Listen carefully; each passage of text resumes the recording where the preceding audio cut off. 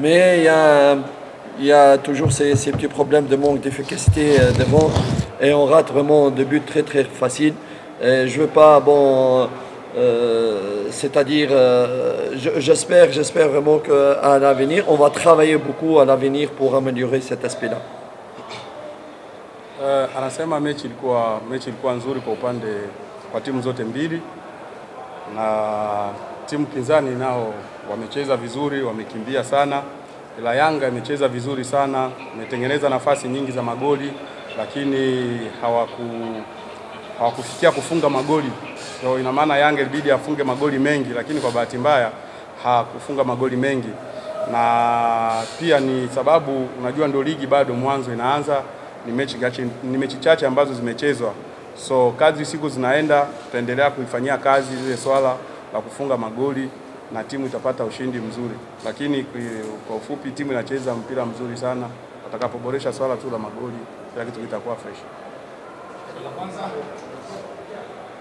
timu imekuwa ikicheza vizuri hasa kipindi cha kwanza, inatengeneza nafasi nyingi na kosa. Inapoanza kipindi cha pili inachukua kama dakika 10-15 timu inakuwa inashuka chini na inawaruhusu wapinzani wanashambulia sana, na kwa ushindi wenu wa goli moja huenda kuna siku leo mkaja mkapata sare au mkapoteza mchezo.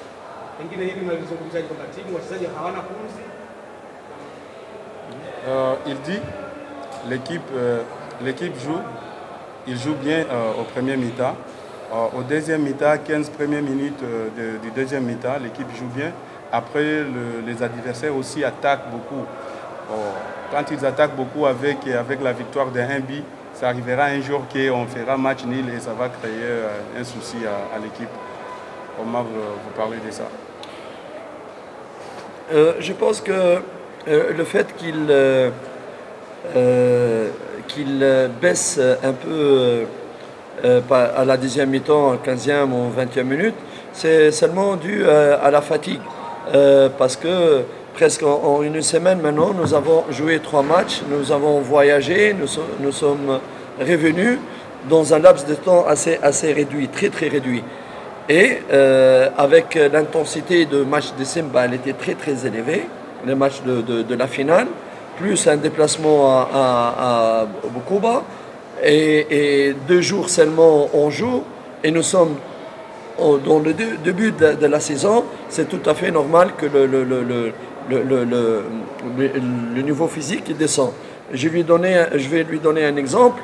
Le match de Super Coupe, est-ce que la deuxième mi-temps on a baissé physiquement ou pas? Je ne pense pas qu'on a baissé. Au contraire, on était jusqu'à 80, on pouvait même jouer 100 minutes. Mais pourquoi? Parce qu'on était bien préparé physiquement.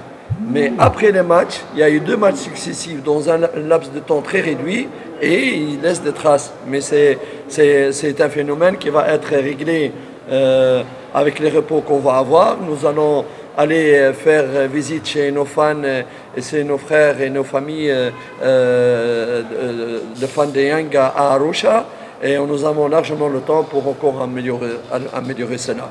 Mais ne vous inquiétez pas, je voudrais passer aussi un message à tous les fans de Yanga que l'état physique il va encore s'améliorer. Et la preuve que le match du Super Coupe, nous avons joué 90 minutes sur un niveau très très élevé. C'est juste ces derniers matchs parce que le laps de temps il est assez réduit.